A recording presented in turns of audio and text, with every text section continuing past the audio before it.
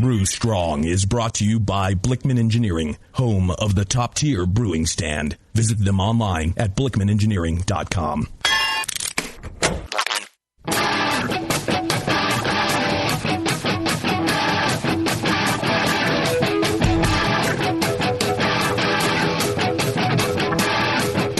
Brewers, it's time for the beer radio you've been looking for.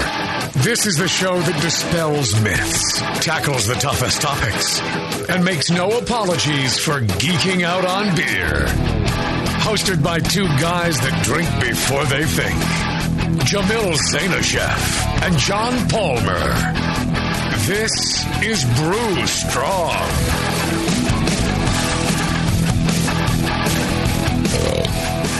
Hey, howdy, hey, my brothers and sisters. Sorry about that. Hey. Oh, greetings. Greetings. Two guys that aren't afraid to water down their beer. Hey, if you want to get more shows out of me, you'll add a little water to the beer. That's all I'm saying. Even when it's not your beer. It's watering down beer in general. That's my beer. I'm drinking it. That's very nice. Yeah. Much sessionable. Mm-hmm.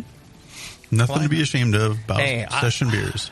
When I'm in England, and, I took a trip over to England for GBBF with my daughter and my good friend Travis. And we went to Cardiff, which was lovely. I loved Cardiff. I never knew anything about Cardiff. Cardiff, fantastic town. And Bristol, went to Small Bar there, had an event. Oh, fantastic. Everything was fantastic. But during the whole trip, I'm drinking every 3-point whatever beer I could get. And Travis is trying, they're doing a lot more American-style beers. Right. So the impact is the ABV has gone up. Okay, yeah. So you go to, all these various places and you're seeing, 6%, 7%, 8%, and the 3-point whatevers are in trouble. And there's 4, So I'd be drinking all of those by the pint, and then I'd have a sip of Travis's, all the different, you'd try all the beers. I'd have a sip of each one, so I get to try them, and I didn't have to drink pints of them. There you go. But for me, I love the session beer, because I like to drink a lot of beer. Right. And if I didn't control the amount of alcohol that was in it, I'd be in real trouble. I'd be dead by now. Well, you certainly... I'm not that far off. I understand. You're dead inside. The ear is gone, and yeah. Half my hearing's gone. I tried to cut my wrist. Just everything. And this is at half strength. This is at half strength. Yeah, right. Imagine if I was drinking. Well, I'd probably not care. I'd just lay there. You'd be deaf and dead. Yeah. Actually, now that you put it that way, maybe you should, Russian Imperial Stouts all the way. Nothing under 10%. You want this show to end quickly. Is that what you're saying?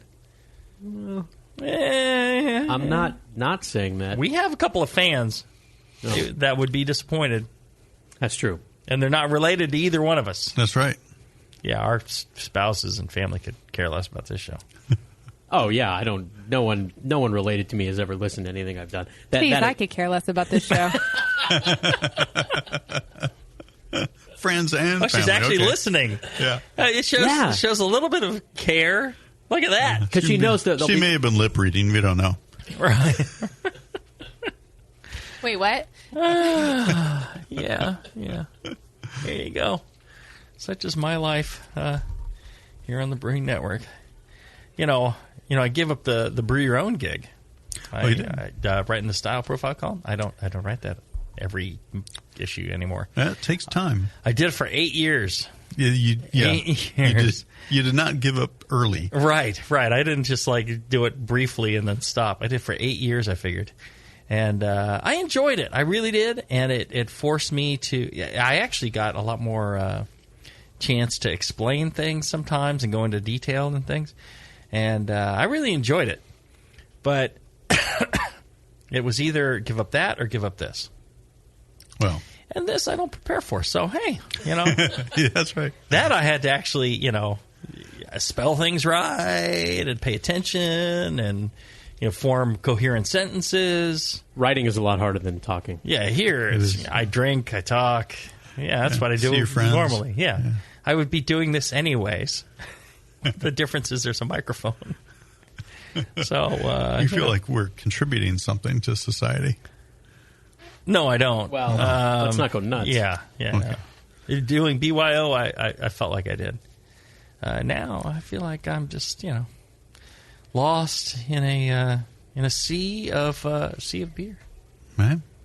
So just a peaceful wash. thought, isn't it? Flotsam on the stream of homebrew. No, actually, I enjoyed doing the show. I love doing the show, and that's why when it came down to it, I love this much better than doing the BYO show, the column. I love that, but this is my thing. I would not stop doing Brew Strong and whatever our other show is. I like sitting here and talking with Scott and you, John. I like sitting here and talking with Please Say and Tasty. I like hearing from the listeners. I like thinking about answers to all these interesting questions people come up. I love it. I really love it. I love doing this. And down here at the Hop Grenade, I love it even more. I get access to great beer. The studio's a little nicer. It's great. Mm-hmm. I wouldn't give it up for anything. Did BYO attempt to retain you? Like when Jennifer Aniston's leaving Friends, and so they offer her $1 million an episode to stay on? They offered me $1 million an article. Well, I was going to say like $100,000. I mean, come on, it's not Friends. Hey, it became the most popular column in the magazine. I'll bet. Over the time I did it. Did they seriously? Did they try to retain you? They were like, hey, they understand. You know, they're like, we really want you to stay, but I'm like, they could tell I was on my last nerve. Last time I'm like, fuck it, I can't do this. I'm buried at work. So when you look like hell. They're nice people, so they understand. And then I may still do the BYO blog. I was doing a blog and it was quite popular, so I might pick that up again. I couldn't do both, that's for sure. So once blogs like talking and just typing at the same time. You don't have to worry that you're actually saying anything coherent if you've read most blogs. Oh yeah, no. Yes, there's no coherence in blogging. Did they try to once you rebuffed them, after they tried to retain you, did they then go on the offensive good riddance to bad rubbish then, see you later? No, they're very kind. Okay. And actually I told they wrote me an extra check and stuff to square things away. They felt that I did a good job and they rewarded me for it. Good people. Good. Yeah, I'd continue supporting them. I have every issue of BYO since the magazine was founded back in Davis. You save them? Yes, I've saved them all. Like my grandma with Nat Geo? Yes. Yeah. Except this is more important. No, I started with Brew Your Own way back in the day. Yeah, it's it's amazing how many magazines. I mean, I've got my stacks around my desk too. Yeah, 10, 15 years worth of magazines. I bet you John Blickman reads Brew Your Own magazine. Yeah? He does. I bet you that's part of where he learned some of his homebrew craft is from Brew Your Own. Yeah. Do you think he's a hoarder too? He just called him a whore? Collector. He just called John Blickman a whore. Yeah, where do you cross the line from collecting to hoarding? Well, all right. So my I'm getting off on a tangent here, using lots of time that we don't have. But my kids were like, "Oh, Dad, don't be a hoarder." I'm like, who the hoarder is? Your mother. She'll save. She cannot throw away a container. So if something was a container for something, she cannot get rid of it. She saves them. Big containers, little containers, she saves them all. And every once in a while, I'll open a cabinet door and out spills 1 million tiny shampoo bottles from hotels. No. And there'll be, really? She saves all that stuff, yeah. And hey, when you need a small container, she's got it. I'm just saying. I'm like, hey, do you have? Yeah, here you go. What size? 255 millimeter, 250 milliliter, 245 milliliter. Oh, here's 247 if you need something in between those two. And I cleared out a lot of my crap. I'm just like, I'm not going to do this anymore. Don't need this anymore.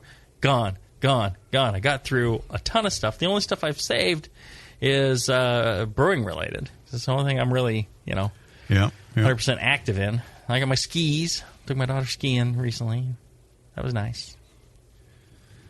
Yeah. That's about it. Cool. So I am not the hoarder. But the magazines, I'll tell you, a brew your own magazine collection from issue 1 to issue today. That's got to be worth like $20 to the right. I'd get somebody to pay $20 for that entire. Yeah. You get a home brewer, they pay $20. Meanwhile, he has no garage. Wow. It's not that bad. I went through a I whole had bunch almost every Zymergy magazine too. I'm missing a few, but but I do research through them, and I'll be sitting there. Yeah. And There's good through information in those things. Definitely. I also have all the brewing techniques. Oh yeah, I got those. Yeah, that's good stuff too. It is. That's called a library. Mm-hmm. A research Not like library. full of romance and Harry Potter books. Rude. Yeah, it's only Harry Potter. Right? Very rude. Yeah, right. I bet you she reads the fan fiction where Harry Potter's like romance with Hermione, and they're going off. And I think she writes it. Forget reading it. Yes, I write it. No, you know how I spell, Scott. Come on. Spell with have two you words. seen any of that fan fiction? I'm just saying. I've heard of it. This is completely off topic. I don't need to go into it. What do you mean by into it? Shut Okay. up, All Scott. right. Should we do maybe one question to make the segment worth something before we take a break? Well, I just wanted to finish talking about John Blickman and and his probable love of BYO. Right. I'm just saying, John Blickman, he's a home brewer. That guy brews beer. Right. And that's why his designs for all this equipment is brilliant. Because he's a user, not just a designer and a seller. He's not, some Chinese factory just cranking out crap that they think might work. Right. He's the innovator, user, He uses the stuff. He tests it. He makes sure that it's going to work. He goes to guys like you to make sure that, hey, John, is this a valid piece of equipment? Does it work well for you? Right. And then if not, he goes back to the drawing board, tweaks it, changes it. That's how he came out with the brilliant beer gun. Right. All because of that. So if you like the fact that he supports the show, and we're like 20 minutes in to the very beginning of the show with crap, hey, contact John Blickman and tell him how much you appreciate it that he sponsors the show. BlickmanEngineering.com. All right. So what do you guys think about Israel and Hamas? All right. Do you want to do a question? Yes. Do a quick one. Let's do a quick one. We're going to talk about carbonation today, right? Yes. It's a Q&A. You send in your questions to brewstrong at thebrewingnetwork.com, and then we gather them into shows like this and kind of go from there. All right. First one is from Rob. Rob says, if you could cover a carbonation for kegged English ordinary bitters, or he says any uncarbonated beer, really, I'm just not sure how to handle it since the expected CO2 volume seemed to indicate no CO2 at all.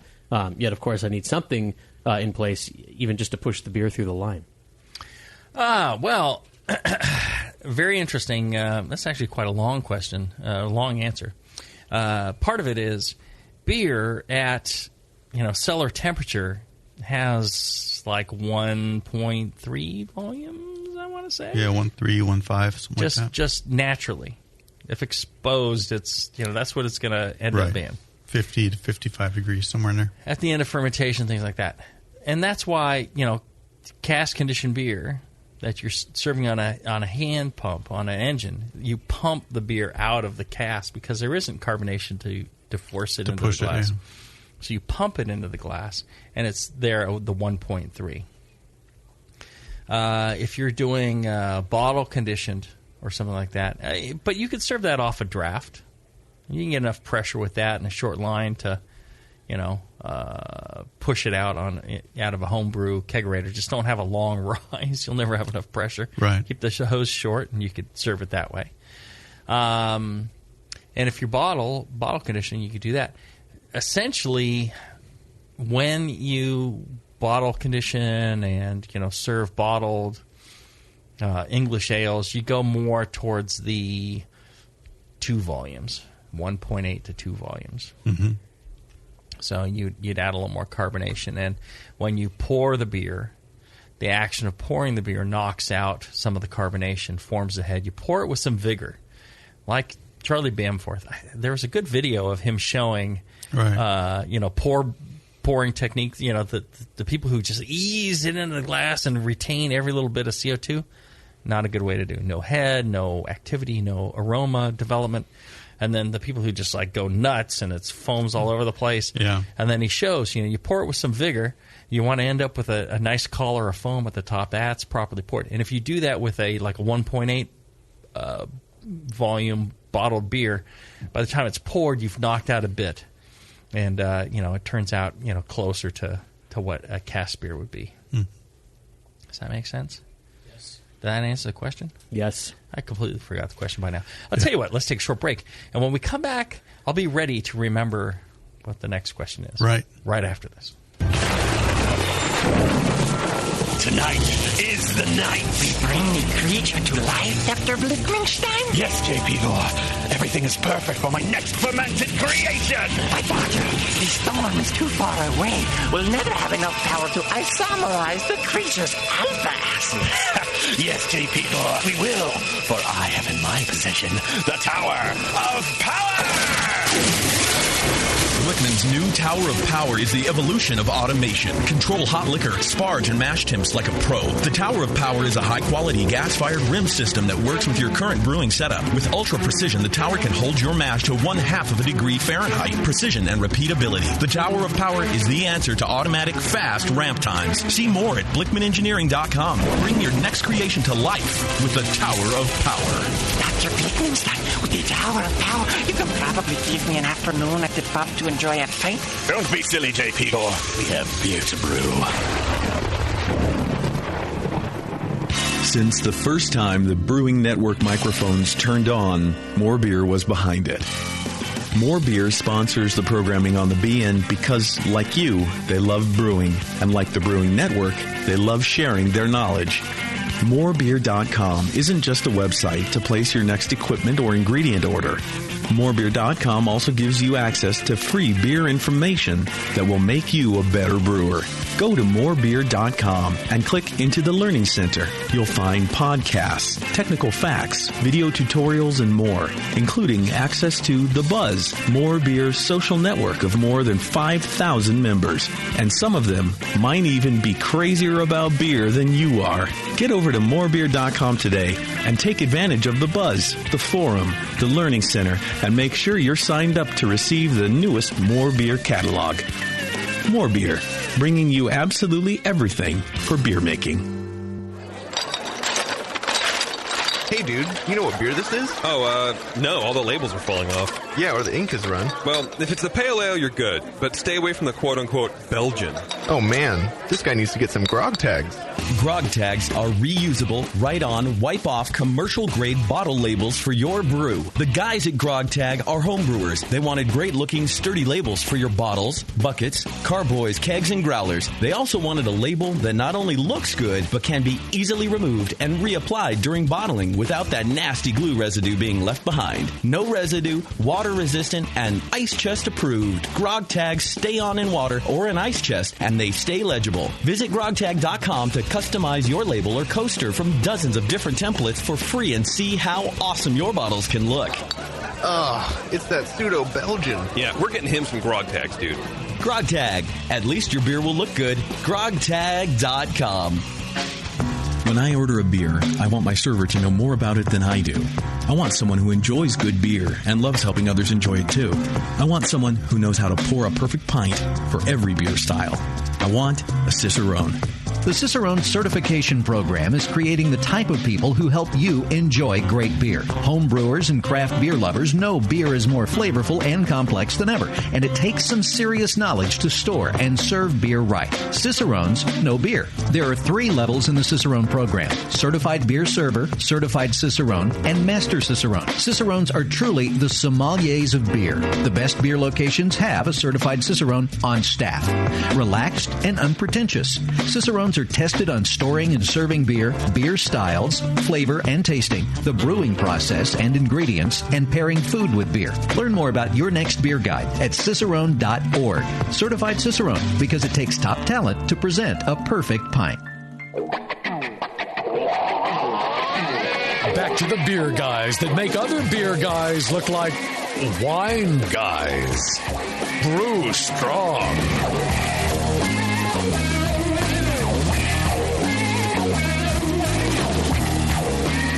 All right, we're back. We're talking about carbonation Q&A. Actually, we weren't that far off one time. That's good. Pardon me. So during the break, we were talking about half cousin, second cousin. We're really impressed with the naming schemes for the cut, shallow grave, and evil cousin, the half cousin, and the watery grave. Yeah. That's good stuff. And Bevo said you have to finish. I imagine that's how she sounds when she's talking to Sam. Actually, no, the opposite. Please don't. You have to. Come on. Enough of this. Do you do this in the... she has headphones on. Oh, my God. Please I said that when she had headphones on. Do you do it in the tap room? I figured she couldn't hear me because she went back to the booth. She never has her headphones on. No, I'm embarrassed. Do you do it in the tap room? Do you offer half cousin or watery grape? I drink it all the time, but... You don't offer it to customers? And just like, ring up a half pour, Right. Yeah, if people want it, I'd be fine with that. I don't care. Yeah. Here's the next question on carbonation. People think I'm insane. But unrelated to this topic, just in general? Yeah, pretty much. Yeah. All right, here's Anthony from Australia. He said, "G'day, I'm new to kegging and forced carbonation. I've tried a couple things, but it seems I can never get the same carbonation into my keg beers as my bottled beers, especially Hefes and those requiring high carbonation levels. My current method is to chill the beer in the fridge and then attach the CO2 line to the liquid post at approximately 28 psi, and then rock the keg standing vertically until the flow of CO2 ceases, about 15 minutes or so. I then either let it sit a number of days at the high pressure, or I turn the pressure down to approximately 12 psi for serving. It seems the beer also loses carbonation as the level of the beer in the keg drops, which makes sense to me since the beer is at a lower psi than what it was originally carbonated with. Is there any way to stop this from happening? Should I be turning up the pressure while the keg sits over time?" So is he disconnecting the CO2? It sounds like he's turning off CO2 once it's reached whatever carbonation. Yeah. You keep the CO2 on and you balance. So there's a chart. Yeah, it's everywhere. Just Google, carbonation temperature chart, and it'll show you how many volumes of beer versus what temperature, what pressure you need your regulator set at. And that determines how long a line you need to serve it properly and how much restriction so that it doesn't foam. And all these things are in balance. Yeah. Well, in fact, I think the AHA publishes a drop beer manual that has that chart in it. They do. It's massive. Mm-hmm. But they get a lot of good information.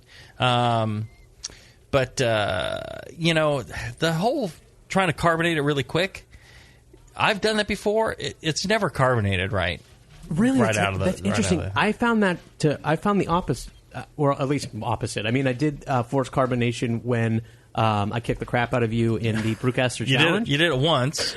Yes. You actually forced carbonated beer once. Yeah. And it worked once. It worked great. I mean, once. yeah. So you got lucky. A blind pig finds a truffle every now and then. Well, but how can you get lucky? What happened that I got lucky? I did exactly what this guy did. I hooked it up. I turned up the PSI probably about the same, 28, 30, and rocked the keg back and forth for less time than him. That sounds really precise.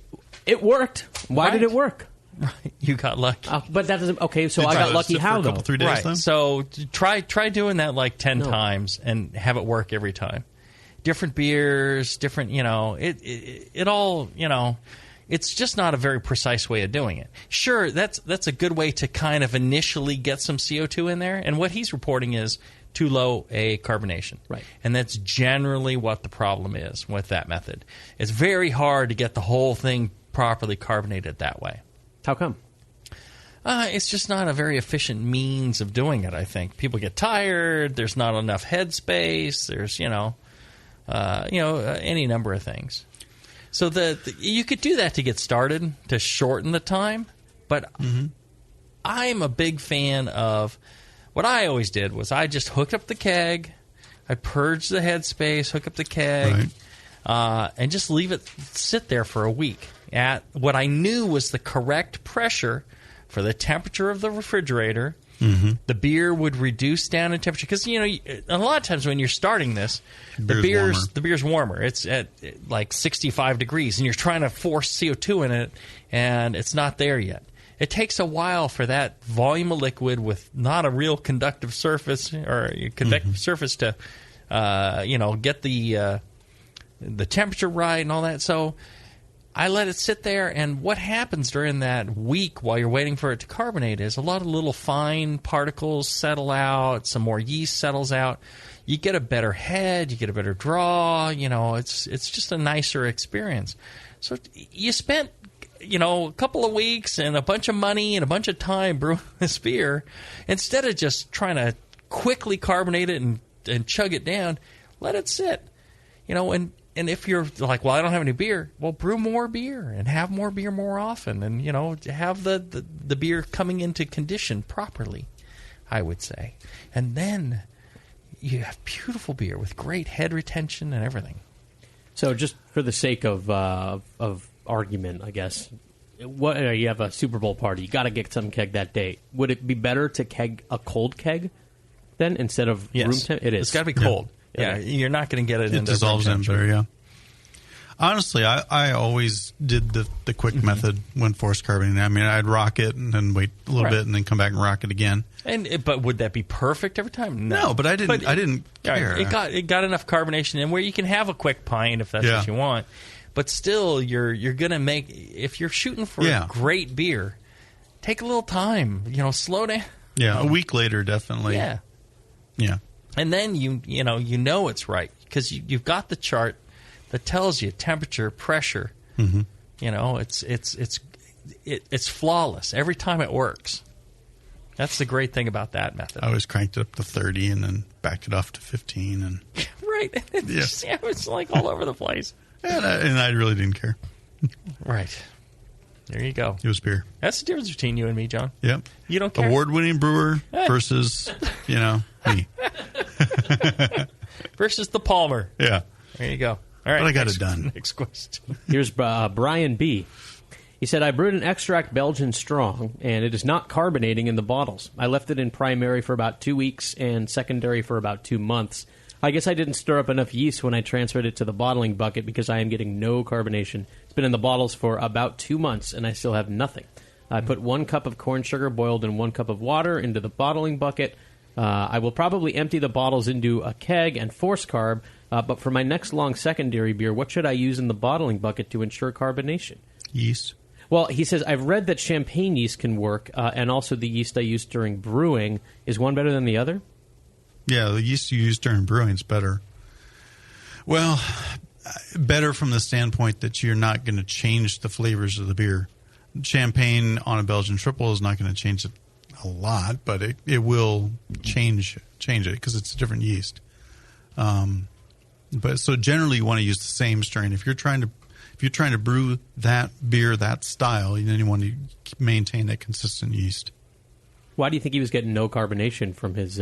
Because he had it too long in the secondary. Very, very little yeast in there. I would say this: if he left it for a year in a warm space, eventually it would probably carbonate. There's probably a couple of cells of yeast in there still kicking, but it's such a low population that it's going to take a long, long time. But I wouldn't be surprised if eventually it carbonated, either through the yeast or bacteria or wild yeast. Mm-hmm. Eventually it'll get there. So he, as a follow-up, he said, do I just put the yeast in the bucket and stir it up before bottling, or do I make a starter? Well, it depends. If you're using like a liquid yeast, you could get away with just putting it in the bucket. If it's a dry yeast, you want to rehydrate first because otherwise, half of it's going to die when you pour the beer on it. If you made a starter, then you're sure that you're adding healthy cells and they're able to be active. Yeah. It'll work better with a starter. Yeah, across the board. The time to carbonation is probably less. But yeah, I think every beer, keg it, force carbonate it, and then when it's perfectly dialed in, go ahead and bottle it with a Blickman beer gun, and you're good. Yeah, that's true. No screwing around. No worrying about all this. People like bottle conditioning. I'm just not that convinced that it's worth it. Unless you're using Brett. Yeah. Brett will protect a beer. Mm-hmm. It'll protect it from oxidation. Amazingly. And I've also heard fairly recently that Brett, if you have a beer that is oxidized, you can add Brett to it, and it'll fix the oxidation. Really? Somebody told me that, and I'm skeptical. Other than it's a UC Davis graduate who said one of the professors said that, and I wouldn't be shocked that it could possibly do something along those lines. Yeah. I mean, I'd like it might to know the favor. conditions, yeah. It might actually favor the oxidized sugars for some reason over the ones that don't oxidize. So, the longer chains of starches. Yeah. Before it goes to break down the starches, it's like, well, here's the oxidized sugar. That's much easier. And, maybe for some reason with the oxygen, it's already partway, broken down. I don't know. I don't know either. But so I would not be shocked. I'm going to do some tests. I'm going to take some oxidized beer, and I'm going to add some Brett, and we're going to see what happens. But Brett will protect against that. Anyways. Here's a different question, kind of along the same lines, from Christian in St. Louis, Missouri. He said, "Greetings, guys. I brewed Jamil's Belgian Double. I have a problem with carbonating in the bottles. The brew day went well. I had all the target numbers, and the beer turned out great. Problem is that I targeted the bottles to be carbonated at 3 volumes, but the beer is pretty flat when poured, maybe 1.5 volumes as a guess. Doesn't have a nice thick head like I wanted. I had to use DME for priming because I was out of corn sugar, which is what I always use. And this is my first time using DME, which he goes on to say, if I open a bottle at room temperature, the beer will gush out from released carbonation. But if it's refrigerated, the beer comes out with barely a head no matter how it is poured. I even tried adding some carb tabs to one bottle and carbonate it some more, but it didn't help. Any ideas?" Oh, that's a tough one because if it's gushing, it's carbonated. Mm-hmm. Unless he's talking room temperature is like 100 Fahrenheit to him. I wonder if he used enough DME. I mean, well, if he that did was the other thing. Yeah, it's like if he used the same amount of DME as he would normally use corn sugar, he didn't use enough. Right. Because corn sugar is going to be more fermentable, produce more carbonation for a given weight. DME is far less sugars than corn sugar for a given weight. So that could possibly be the issue there. But if he adjusted for that, which sounds like he might be savvy enough to have done, then it might be the yeast. Is it every bottle? Is it just is it varying bottle to bottle? But if it's gushing and when it's cold, I mean, how the question is what is room temperature to this guy, and what is refrigerator temperature to this guy? Yeah. I mean, if room temperature is like in the 80s and not 60-something, like a normal human being, 62 Fahrenheit, and refrigeration to him is, minus 20 and not, He works at a morgue in Key West. Yeah. Well, anytime anybody mentions no head, I worry about a wild yeast infection. Right. But he's trying to carbonate at like 3 volumes. Yeah. But how is he gauging, not carbonated? Is it because he doesn't see a head, or because doesn't sense it when he tastes it or something? Yeah. Right. If you're serving it really cold, those beers and you easing it into the glass instead of pouring with vigor, like Bam Forth was saying, then you probably don't see head, and you probably all is in there. So is it a rule of thumb then that the colder the beer is when you pour it, the less carbonation there's going to be, and the warmer, the more? Less carbonation will evolve when you pour it cold. What do you say? Well, because he's saying that when it's room temperature, it's got tons of carbonation, and when it's cold, it's got none or very little. So is that a rule of thumb in general? Well, the carbonation should be the same. So it's perceived carbonation. Right. There's a lot of head when it's warm, and there's no head when it's cold. I see. Okay, but the volumes is the same. It's just perception. Right. How much is evolving and stirring up the head? How much is coming out of solution? Is the difference. And the warmer the beer, the more CO2 is going to come out of solution, no matter how carefully you pour it. So that might be the issue. Yeah. So that's a tough one. If we're sitting right here with them, hey, if you guys want to send in beers and have us try them, we're not adverse to free beer. Would they send them to the Hop Grenade? Yeah. I mean, you can, if you guys ever want to send beer, you can email me, Scott@thebrewingnetwork.com. And we can store it here at the Grenade for you until Jay-Z has a chance to come in and water your beer down and drink it. Watery Grave, half cousin. Ask for it at your local bar. I'll tell you what, if you come out to the AHA conference, and I don't know whether we'll be at the Pro Brewer Night, if they do that anymore, or if we're pouring our beer anywhere. If we're pouring our beer anywhere, or if I'll probably bring some with me. You asked me about Watery Grave or Half Cousin. I'll make you one up. I could do that. Listener, absolutely.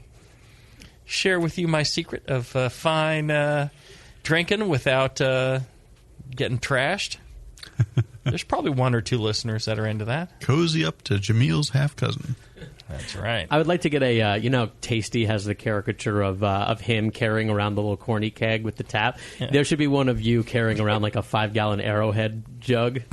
I don't do it with everything, but certain beers. I've tried it with Twin, doesn't work. I've tried it with CHP, doesn't work. I tried it with Shallow Grave, works tremendously. Really well. I've tried it with the Cousin, works tremendously. Interesting. And now I've tried it with one of AleSmith's beers, so who knows? Well, what do you attribute that to something? Yeah. I think there's... It's like when you're drinking whiskey. Do you drink whiskey? I do. Okay. So you know about adding a little bit of water every time to the whiskey, and it opens up the whiskey, and you get all this flavor that normally isn't there, and it cuts some of the harshness, and it's just a beautiful experience. Same thing on these beers. So we've got all these beers nowadays that are 7, 8, 10%. And there's a ton of malt in it, a ton of flavor, and there's these hop profiles that are hidden behind all this malt, and there's ester profiles hidden behind all the hops, and everything's just layered in there to a point where they're just overwhelming, and people have gotten to the point where they like that.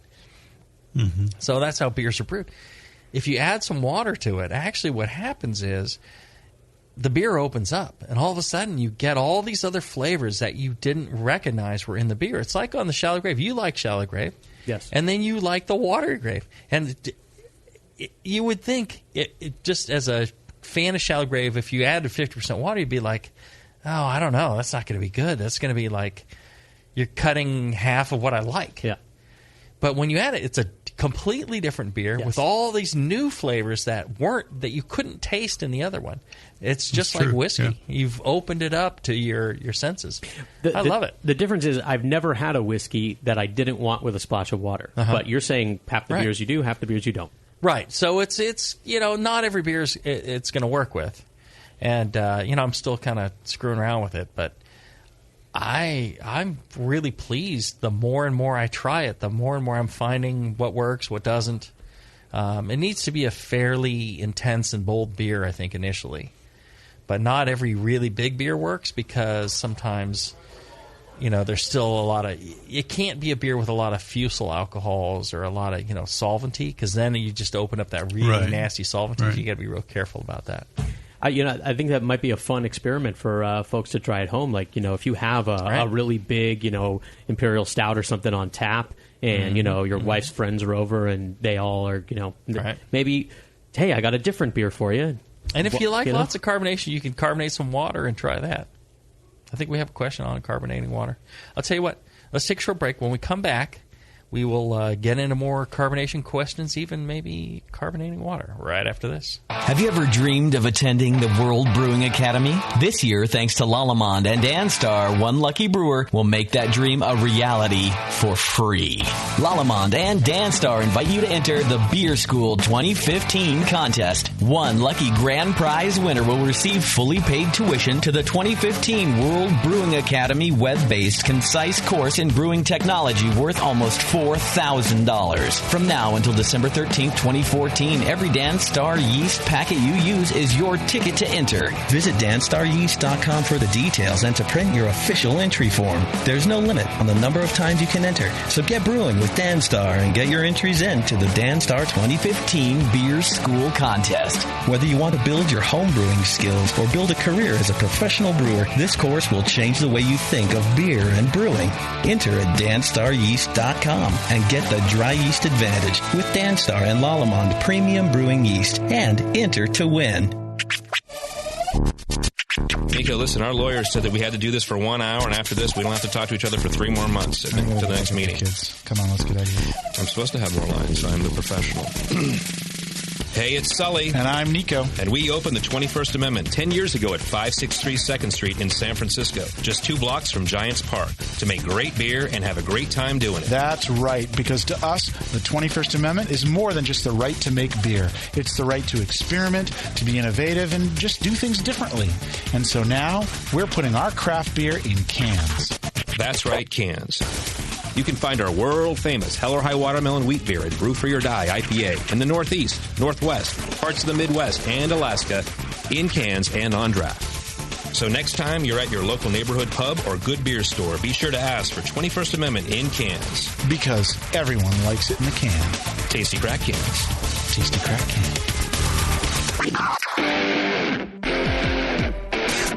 A few things happened 30 years ago. ARPANET migrated to TCP/IP, and the Internet was born. Revenge of the Jedi was renamed Return of the Jedi and opened in theaters. Mila Kunis and Emily Blunt were born, beginning a rad fantasy in my mind. But all of that pales next to the fact that HopTech opened its doors and began blowing homebrewers right out of their mash tuns. HopTech doesn't fuck around. Real people shipping awesome shit straight to you. Their new website is fast and easy to navigate. Or just call 800-379-4677 and let badass bitch Jade and the gadget guy Roberto blow their warm load of customer service all over you. So visit the site or visit the store in Dublin, California, and support those that support you. Get your brewing on at hoptech.com. Hey, my brewing brothers and sisters, this is Jamil and I love a bold, hoppy beer, one that spits resin in your face and makes you cry uncle. There are a lot of great hoppy beers out there, but at Heretic, we want to make something as bold, dank, and resiny as possible. We use hops at every chance we get, including multiple dry hop additions. The result is Heretic Evil Cousin. This light golden, 8% Imperial IPA has an easy malt character that helps take the edge off the massive bittering, but it takes a back seat to the in-your-face hop character. We make sure this beer finishes dry so the hops can jump out and slam you in the taste buds. If you can't get enough hoppy goodness, Evil Cousin is your cup of tea. Cheers.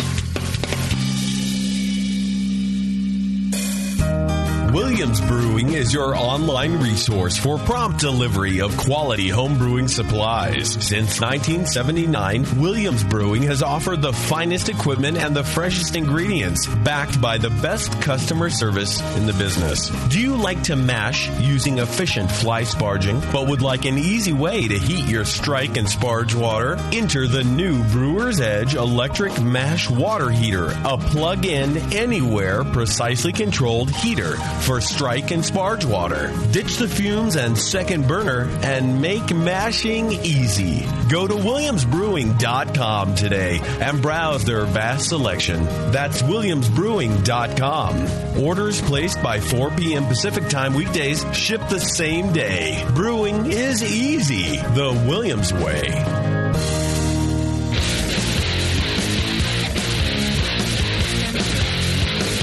Back to the 2 guys that know how to turn beer into beer. This is Brew Strong.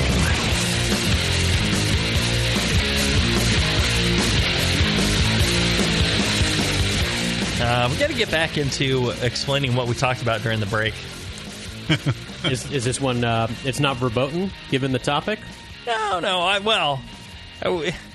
Maybe sometimes you got to filter it a little bit. Yeah. I mean, John was just complaining about how he hates all the English people. Isn't that what you're saying? Is that it in a nutshell? You hate all the beer over there. No, people were rude to him. They screamed at him. What was that? What was the thing about what actress or whoever? Oh, racial things.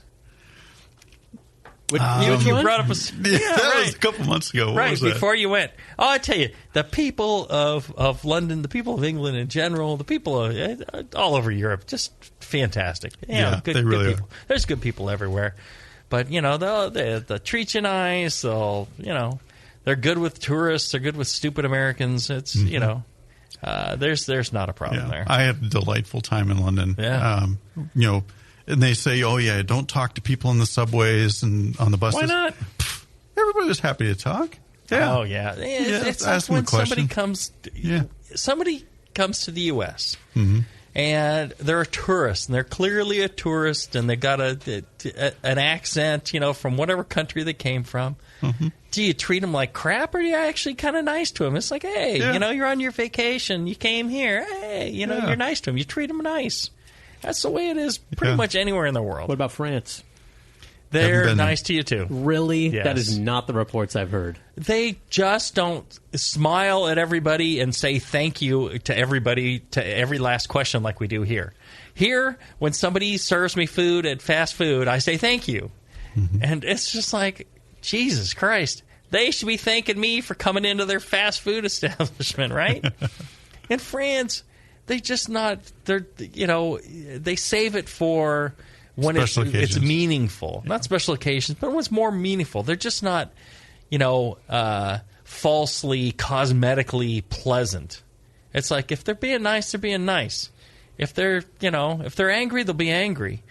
Otherwise, it's just like, working through the day type of thing. It's not like they're mean. It's not like I don't like false kindness. I hate that. When somebody's just like trying to be too kind and it's BS because, that's what they have to do for work or whatever. They don't do that. And I appreciate that. We had my daughters and I, we've been over there a number of times. We'll go and do laundry, and what happens? We can't figure out the stupid machine. Well, because we're stupid. We haven't. You kept trying to put in quarters, didn't you? It just works differently than the machines we're used to, and we don't do a lot of laundry at laundromats, at home. So we're used to a machine without coins and rules and all this. But you go there and somebody pretty much does your laundry for you and helps you out. Some stranger. It's like, they're people. They're nice. That's what I find too. People are people, and people are generally nice. You would appreciate it, Scott. You don't like people that are, smarmy, fake, happy in your face type of thing. I mean, I kind of like you appreciate it if you're paying for it. Exactly. I like the effort. Right. Even though I know it's fake. You could make an argument that when it's fake, it's even better because they don't even want to be doing it, but they are. So you'd be proud to have slaves, I think. Exactly. Hey, look, I gotta. How does that sound to you, Bevo? When it's faked, it's even better. She's not listening. Oh. After all that time in Egypt, I figure I should be on the other end of it for a little while. Right. No, I'm just saying, it's very natural, very normal. It's more like hanging out with your friends in France in a way than it is. They're not blowing smoke up your ass. They're just, they'll tell you as it is. It's very normal. All the fakery of not knowing somebody is gone. So I was on the other side. I was like, nah, no France for me, all that. And then I went, and I'm like, oh, crap. It's actually quite fine. It's they just get rid of the fakery. Interesting. Well, now I've officially heard mixed reviews. Yeah. Justin likes France, doesn't he? Yes, he does, but Justin's a dick. And so he Well, that's relates great. with all the people there. What Right, about so he perfectly blends in. What about their beer scene? I get Their beer scene it sucks sucks, balls, doesn't it? yes, Yeah. yes. What's that about? There are some very wonderful beers in France, and there's at least a couple of outstanding beer bars, but they tend to work like American beer bars, where they've got an incredible selection, the quality is high, the service is on top of it. There was one place we went, and you go in and you sit down. They're like, or you order from the bar, and then you'd sit down at a table, and they'd watch you from the bar, where you finish that beer, and if you looked in their direction, they're looking at you. They're like, one more, no matter how busy they were, and you nod, they run it out to you. Fantastic. Nice. And but on the other hand, I went to a couple other places where they poured chunks out the line. Ugh. Chunks. They had never cleaned these lines since De Gaulle was in charge.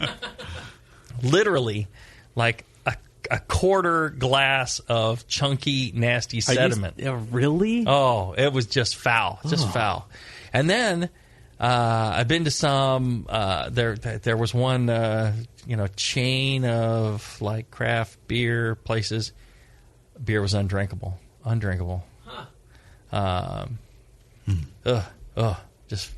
Just foul.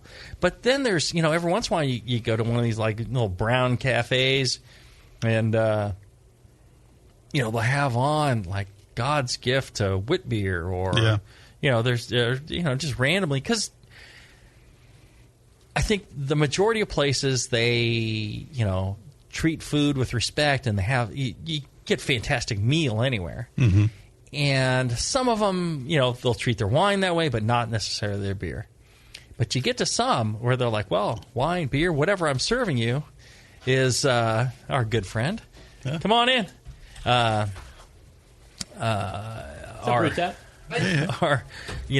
Some of them, they think anything they serve you, whether it be your glass of water, needs to be, if you're going to put it in your mouth, it needs to be perfect. So they treat their beer their way, their wine that way, their food that way. Maybe not the service that way, but and just fantastic. So I think there's more and more of those places now, and it's just fantastic. It's a great country, great people, great architecture, great everything. Yeah, can't build a car worth crap, but other than that, glowing. No, review. But who can? Yeah, the Japanese. Yeah, yes. All right. So now we're way behind. What so we're going to talk about next? You can't just cut out questions. I'm telling you. You got to read all those questions that are in there. All right, so you then just got to answer them faster. Try and blaze through this one from Josh Zimmer. He said, I recently listened to the Package Gasm series out of curiosity, and also because I've been having some carbonation issues bottling from the keg at room temp. I'm fairly new to kegging, and since I don't have the option of chilling my kegs prior to bottling, I'm forced to bottle my beer at room temp. I keep my kegs in my fermentation room, which is controlled at 67 Fahrenheit, and I bottle in the same room, but sometimes I have serious foaming issues at first, and then toward the end of the bottling, it seems like some of those bottles are seriously undercarbonated. I learned a lot about how to properly disassemble my kegs and clean them on the Package Gasm episode, so I think that it's most likely contributing, but do you think I'm facing other issues as well? Your beer's too warm. You can't package it that warm. Yeah. So you're losing your carbonation in the keg, and as the volume goes down, pressure's decreasing, and then when it goes into the bottle, then it's foaming and it's lost. At near room temperature. Yeah, at 1 atmosphere. I mean, it's not going to work. It's funny. He says, "I find it hard to believe that I shouldn't be able to keg beer at room temp, contrary to the advice I have received." So believe it. It's hard to believe that people in France are okay. I still, right. That's why you got to chill it down. Get proper carbonation. If he puts a keg in the fridge, gets it chilled down to in the 30s Fahrenheit, he'll have no problem bottling it off, and it'll retain almost all the carbonation. Use a beer gun, and chilling your bottles helps too. So I found I didn't even have to do that. Yeah, I mean, if you get the beer cold initially, but that's the main thing. But ice cold, chill it down. You just got to get a kegerator. No way around it. Yeah, or most fridges will handle a full size corny. Mm-hmm. You take the shelves out and it goes right in there. What about all your groceries? Fuck the groceries. Jesus Christ. We're Do it talking when your about wife's beer not here. home. Right. Yeah. If you want to carb properly, I mean, that's your only option, I guess. Yeah, if you want to do it at room temperature, in theory, I believe you could do it with a counter pressure bottle filler. Yeah. At a high enough pressure. Now, you need to make sure everything can hold that pressure. All the lines that you're using, all the fittings on the counter pressure filler, right. the glass bottle you're going into, and you just ratchet up that pressure to, you're probably bottling at 40 or 50 psi, but 30. you should be able to hold the pressure into the beer and bottle Yeah. it. And then if you're very good at bottling and you very slowly you release the pressure consistently and not too slow, not too fast, you should be able to get the pressure off and get the cap on before you lose all your CO2. That's true. So it should be possible to do, but you need a counter pressure filler then. Beer gun won't work. Right. Not at that temperature. That's just insane. So there you go. Let's take a short break. When we come back, we will have more of this and more of that after this. Okay. In a world where everything has been lost. What happened to the city? It's in ruins. Only one man has the ancient knowledge to restore civilization. I need a drink.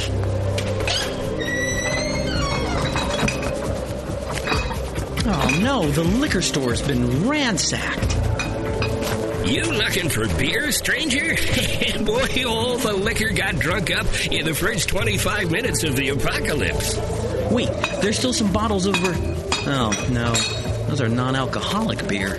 I reckon you better stick to arrowroot tea and a desperate nomadic existence like the rest of us.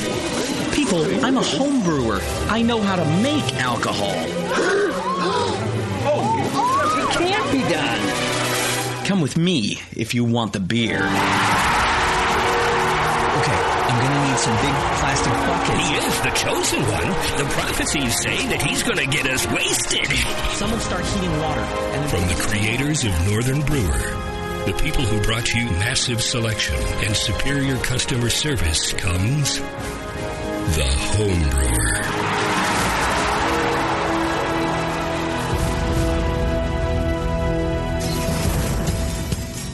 Hi, I'm Jamil Zainasheff, and in addition to my work on the Brewing Network, I write the Style Profile column in every issue of Brew Your Own magazine. Hi, I'm Sean Paxton, and when I'm not prepping for the Home Brewed Chef on the Brewing Network, you can find me writing articles on how to cook with your home brew for Brew Your Own magazine. Greetings, cretins. This is John Palmer, and when I'm not writing for Brew Your Own, I'm reading it. John Palmer, Sean Paxton, Jamil Zainasheff. If you love listening to them on the Brewing Network, you'll love reading their articles, tips, and recipes in the pages of Brew Your Own magazine. Join Jamil, John, and Sean 8 times a year in Brew Your Own. And when you subscribe to BYO on the Brewing Network website, half of your subscription price goes right back to the BN to support great beer and food programming. So sign up for Brew Your Own magazine through the BN website today so you can listen and read your way to better homebrew. Hi, I'm Jason Harris, the proud owner here at Keystone Homebrew Supply. We're thrilled to be entering our 20th year of supplying this great industry. And to show you, the Brewing Network Army, how much we appreciate your support, we're offering you 10% off your first order on our website, KeystoneHomebrew.com. Just use coupon code BNARMY at checkout, and I'll get your order out the same day. My goal at Keystone Homebrew Supply has always been to have a complete supply of everything a brewer could want. When you place your order online or when you come into our store, it's our goal to have everything on your list and more.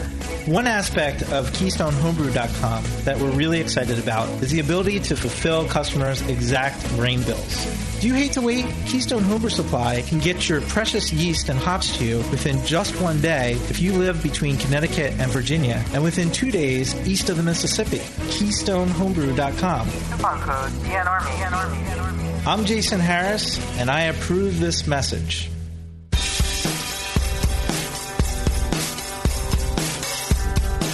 Back to your hosts, Jamil Zainasheff and John Palmer. Putting the testicles in technical. This is Brew Strong.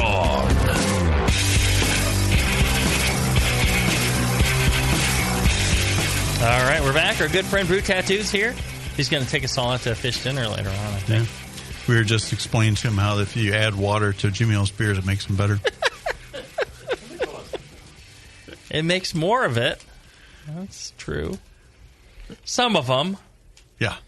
Well, not better, different. If you like lower alcohol yes. beers, just saying. All right, let's get through a couple more carbonation questions here. Why not? This is from Ed O'Sullivan in Royal Oak, Michigan. He said he listened to the podcast back in July 2013, and we addressed his letter. He sent a follow-up, but he said the bottling process didn't go very well. I dropped the priming sugar in the bucket, and then I added my beer to the bucket without making simple sugar of it on the stove. I found that my consistency from bottle to bottle isn't good. Some of the beers are really great, beautifully carbonated, delicious. Others are not well carbonated at all and have some Belgian-y quality to them. Did he add raw sugar to the bucket or boil it? No. He just said, yeah, I dropped the priming sugar in the bucket and then added my beer without making simple sugar on the stove. Yeah, so you're supposed to dissolve the sugar in water, right? Boil it, add that to the bucket. You're getting an inconsistent amount of sugar per bottle. Yeah. It's taking a while to dissolve. Unless you're stirring it after it's dissolved, it really... Right. The questions like these are a little confounding because it's like, so I didn't follow directions and it didn't turn out well, and I'm wondering what I did. Yeah, and we're going, so tell us exactly what you did or didn't do. Well, then the Belgian-y is like, well, cleaner... Yeah, dirty bottle process. Yeah, what happened? The initial bottles being drawn got the sugar, the later ones didn't. And, the only yeast that really could do anything with what you presented them was the wild yeasts. So, yeah, it could be. I think that's one of the reasons you're getting inconsistencies. All right, we're short on time. So one last one from Marcus. He says, hey, guys, I'm having a problem, not with beer, but with my attempt to make seltzer with my kegging system. I've been carbonating carbon-filtered water, 30 to 40 psi. We enjoy seltzer, my wife and I. Making some half-cousin. Said, I'm dispensing from my Keyser through a picnic tap with about 10 feet of hose. I get crazy frothy output from the tap, but there's little carbonation remaining in the water when the initial pour settles. He said, I'm building a collar for the Keyser and would like to devote a tap to seltzer. Any advice on improving the retained carbonation from my current setup? Yeah, use a really narrow ID hose. Yep. So lots of it. Keep it all cold inside the Keyser. And, get your temperature down as low as you can on that water. And, so put it near the output of whatever, or if you're using a freezer for some reason, you're kind of screwed. There you go. Yeah. I mean, it's really the same problem that you have with any home kegging system where you need a long enough hose. Yeah. Smaller diameter, longer hose to build up the pressure drop so that the beer doesn't foam excessively coming out the tap. If all else fails, you can always get a soda stream. Those carbonate water quite effectively. I love the carbonated water too, and we just keep a soda stream on the counter. To make your watery grave? Exactly. There you go. That, bottle of Charlotte Grave, you're set. Well, and I think, people worry about putting too long a line. The only thing that'll happen, you put too long or too much restriction on it, too fine a line, too long a line, the liquid won't come out. Even then, it'll still come out. It's just going to kind of trickle out. Yeah. So what you do when that happens, you're like, okay, a little too long. You shut everything off. You cut 6 inches off. You try it again. You cut 6 inches off. You try it again. Eventually, get to the point where it pours nice at a good clip, and it doesn't, froth out, and you'll be fine. So just start with a really long ass, really thin line, and you should be fine. There you go. I think that's another fine show. I'll tell you, check out the AHA. John and I are going to be at the conference. We'll be there at the conference. You can sign up for a membership. They do. They look out for your rights as a home brewer. They put on the conference. You get the Zymergy magazine membership at or the members only session at the GABF. And pub discount programs at places all over the place, like Heretic. Right. And they do great things. So you can sign up at thebrewingnetwork.com/whatever and hit the AHA link, and there you go. A little slice goes off to the Brewing Network. Check out other shows on the Brewing Network. I'll tell you what, one of my favorites, Brewing with Style. Brewing with Style. John Plisse. Huh? Tasty. That's a good show. Yeah. Great stuff. That's where I don't know, we do all the best stuff. Brew Strong and Brewing with Style. And check out our other sponsors. Check out Blickman Engineering, BlickmanEngineering.com. They pay for the show so you don't have to. And if you are feeling extra generous, I would suggest going to thebrewingnetwork.com/store, buying a fine hoodie for you and a brewing friend. There you go. 2 hoodies. And pass that along next brew session to your dear friend. You can put them on. You can hug. Kiss if you want to. I'm not going to judge. You can even wear them in public. You could. And we'll see you all at the AHA conference in June in San Diego, huh? Yes. All right. Looking Brew forward Strong, to it. everybody. Brew Strong.